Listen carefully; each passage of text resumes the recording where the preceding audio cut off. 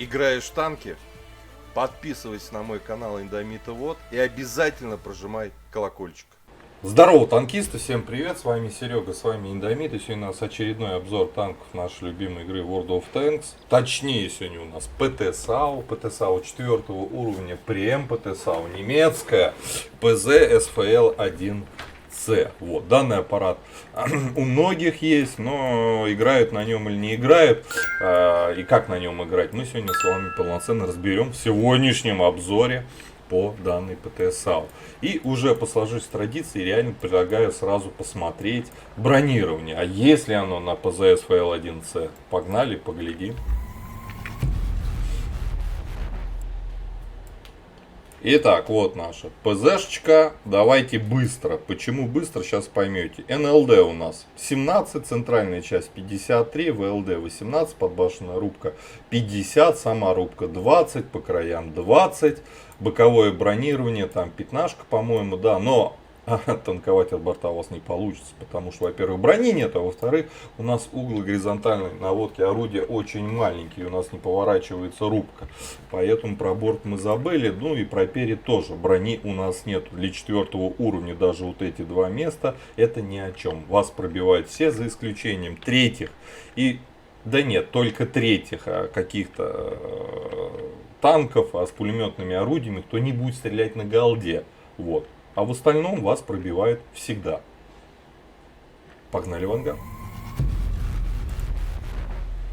Так, выяснили, по броне у нас нету. Давайте смотреть теперь преимущества, минусы орудия. Орудие у нас с альфой 70, вот, бронепробитие на основном 100, на голдовом 130. У нас барабан на 3 снаряда. Время между выстрелами 2 секунды. Вот, время полной перезарядки на стоке 10 секунд. Вот, а конечная точность неплохая, 0,39. Время сведения комфортное 2, учитывая, что время между выстрелами тоже 2 секунды, то есть соответствует время сведению. То есть по пушке, с точки зрения сведения, все тут четко, да, неплохая точность. Хорошо, орудие неплохое, особенно даже на основном снаряде с пробитием в 100 миллиметров, это прикольно. По орудию все good. Теперь по оборудованию. Значит, я уже покатался на этой машине и сразу хочу сказать, вот сразу смотрим мобильность, как ни странно, да. Мобильность у нас от турбины я уже даже поставил. С турбины 58 вперед, 22 назад. Без турбины 54 вперед, 20 назад. Почти 16 лошадей на тонн, опять же с турбины. Да. Что хочу сразу сказать. На эти цифры можете не смотреть и забыть. Потому что она странная. Да. Вроде есть 16 лошадей на тонну, но набирает свою максималку просто как инвалид на двух ходулях. То есть она не едет без турбины. И честно сказать-то, даже поставив турбину, она прям резво ехать не становится. То есть она тугая. Свою максималку, чтобы набрать, ей надо проехать как минимум метров 400. И тогда вы приблизитесь вот к этим цифрам. Поэтому цифры врут. Это факт. Поэтому однозначно турбина. Дальше. Мы скованы здесь вообще по оборудованию. Поскольку у нас открытая рубка, не можем поставить вентилятор. У нас на 4-м левеле нету досылателя. Соответственно, понимая, что у нас нету брони, мы не можем быть атакующей штурмовой ПТ-САУ. Соответственно, мы кустовая ПТ-САУ, да, за спинами наших союзников. Вот. Можем работать как по засвету союзников, а можем и по своему, если фланг пустой. Поэтому, наверное, из всего того, что мы можем здесь поставить, сведение у нас все хорошо по сведению. У нас 1,92. Ну куда нам лучше, зачем надо ставить, если у нас между выстрелами задержка 2 секунды, мы успеваем сводиться, да. На точность мы ничего набросить не можем, ну просто ничего нету. Нам остается из того, что выбрать. Это не нужно, это не нужно, это не нужно. И остается вот этот блок из 5 модулей. Соответственно, ну, наверное, все-таки, когда занимаем позиции, чтобы быть менее незаметны, нам выгоднее вместо маскировочной сети поставить малошумную систему выхлопа. Опять же, это поможет в чем? Например, если мы ставим стереотрубы, встали, приехали за счет турбины, да, скорости, в кустик встали, высветили на стереотрубах вот с таким вот обзором в 424 метра на 4-м уровне врага. Отъехали, может быть, от куста на 15 метров, пока он в засвете, выдали ему барабан в 3 пульки, заехали за укрытие, спрятались. И когда будете заезжать в куст, уже после того, как перезарядились, да, вы на малошумке будете заезжать, у вас уже хорошая незаметность. В то время, когда маск-сеть включается, только вы остановитесь, заедете в кус и встанете. Поэтому вот этот комплект, да, самый, я считаю, правильный для данной ПТ-САУ.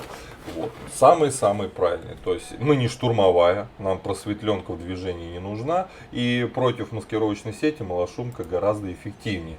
Вот. По снарядам.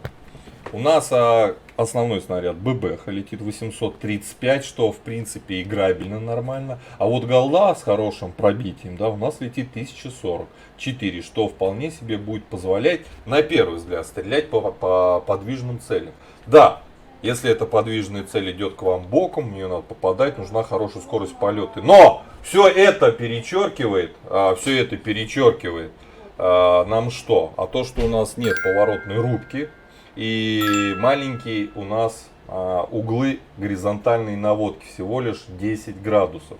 И чтобы стрелять по подвижной цели, вы будете ворочаться корпусом, а в это время у вас будет прицел разбрасывать, да, когда вы доворачиваете корпусом, поэтому некомфортно. И к этому мы еще вернемся на самом деле. По снаряжению ремка, аптечка, огнетушитель, но я себе позволил поставить допаек в виде шоколадки. Экипаж, здесь у нас 4 члена экипажа. Вот первым перком командиру мы качаем что? Правильно, лампу. Всем остальным качаем, я все-таки рекомендую ремонт. Вот, вторым перком бы его браться, дальше качаете, как показано в таблице. Теперь давайте поговорим о нюансах. Это ПМ ПТ САУ. То есть она должна быть чуть-чуть комфортнее, лучше, чем обычные ПТшки на 4-м уровне. У нас для комфортной игры есть на этой штуке только две вещи, по сути. Ну, можно сказать, наверное, даже три. Это хорошее орудие, кстати, углы. Какие у нас? Углы минус 10. Это хорошо, да, минус 10. Вот. У нас достаточно точное орудие, у нас барабан на 3 снаряда, круто. У нас хорошая точность. С орудием нет никаких вопросов, и это плюс. У нас хорошая незаметность. На малошумке у нас 42%, при учете того, что у меня не довкачан перк на механике и не вкачан вообще перк на командире. Если вкачать, здесь будет все 44, возможно даже 46% незаметно неподвижной машины, в движении почти 30. Это тоже плюс этой ПТ САУ. Ну и конечно к плюсу можно отнести обзор. Поставив стереотрубы, у нас получается аж целых 424 метра на 4-м уровне. Это тоже плюс. Но в песке важны два критерия основные. Это пушка, и здесь у нас плюс, и конечно же подвижность. И даже поставив турбину, у данной ПТ САУ это жесткий минус. Она очень медленно стартует, очень медленно набирает свою максималку. Это минус. Также отсутствие полной брони. Ну, мы кустовая ПТ, поэтому назвать это прям чисто минусом нельзя, потому что это особенность, да, тактики, особенность данного класса и техники кустовой ПТ, еще броню нам, ага. Держите карман шире. То есть это тоже минус. Вот такая вот она. Ну и еще заранее уж скажу, я уже об этом говорил, по поводу удобства стрельбы. Когда у вас есть поворотная башня, поворотная рубка на ПТ САУ, конечно, стрелять удобно. А когда вы привязаны своей рубкой к корпусу, и чтобы сделать выстрел в танк, который стоит правее либо левее от вас, вам нужно повернуться весь корпусом.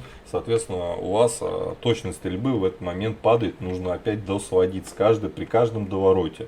А если вы стреляете из какого-то укрытия из угла, соответственно, без поворотной рубки, это опять же еще сложнее.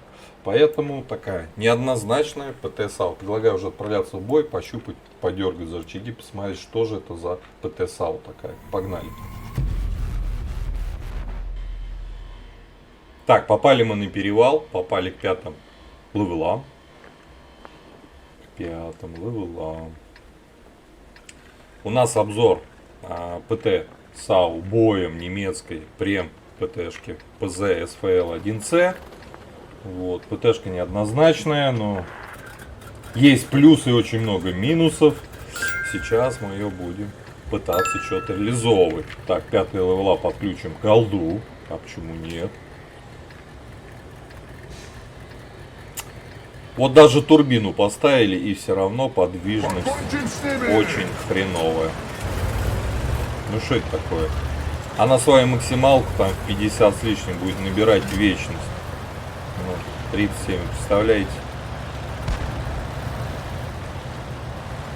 Ну что это такое?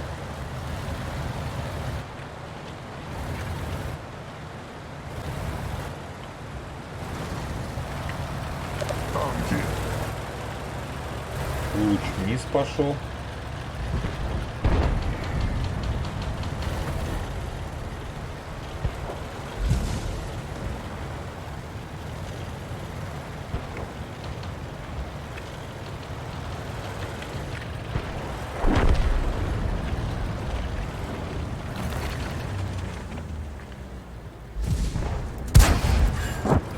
Хорошо пошло.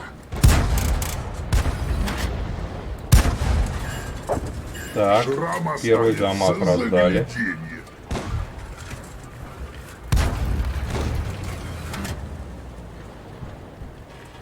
Смотрим, глядим.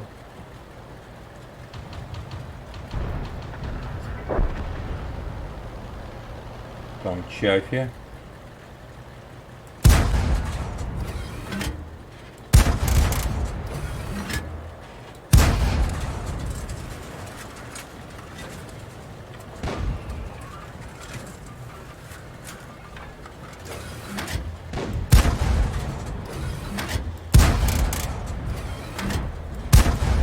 Побландили. И давайте бландить будем обычными снарядами.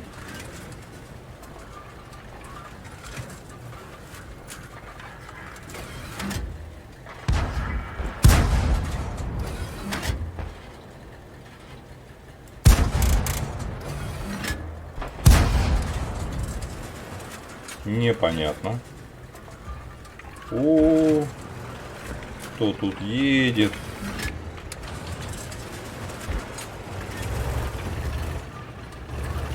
Мательдос едет на мост. Надо подругу встречать.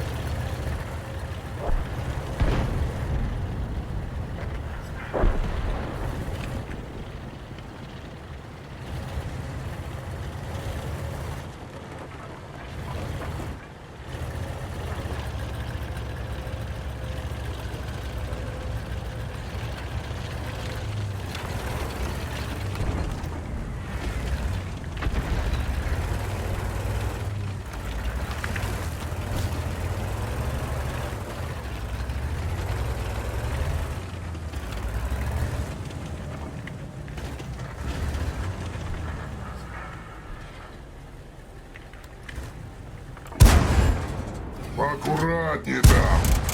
Враги подсунул. Получи.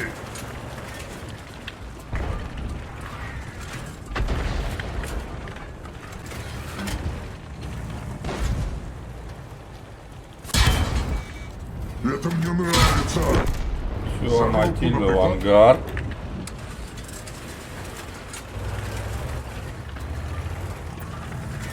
Тут победа, надо уже врываться идти. Врываться. На. Есть движение.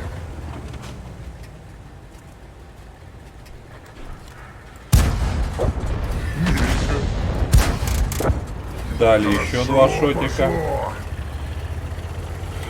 Заряжаемся. Да нет, тут уже ничего не настреляем. Короче, вот такой вот больше всего калит подвижности то, что у нас маленький угол горизонтальной наводки. Настрелять много на этой ПТшке может только в случае, если вы в дефе и на вас нападают. Враг на подходе. Враг уже уменяет много. Ну вот, 623 у нас получилось за этот бой сделать.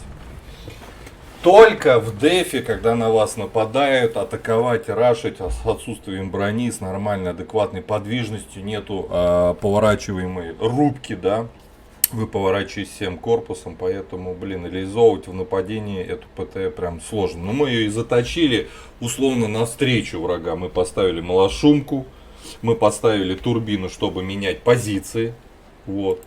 И мы поставили стереотрубы, чтобы высвечивать врага из кустов, из позиции заранее. Выдавать, так сказать, барабан, откатываться за укрытие и потом повторно встречать врага. Заняли мы 3-е место по урону, 2 фрага у нас. в бою на четверке против пятерок.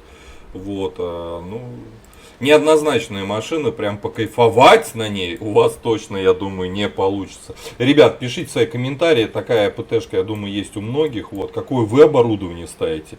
Я считаю, что без турбины она вообще никакущая, хотя прям руки чешутся поставить маск-сеть, да. У нас открытая рубка, вентиль нам недоступен, на 4 уровне нам недоступен и досылатель. Короче, выбор оборудования крайне узок. Вот, пишите свои комментарии, как в целом вам такая ПТ, как вы на ней отыгрываете.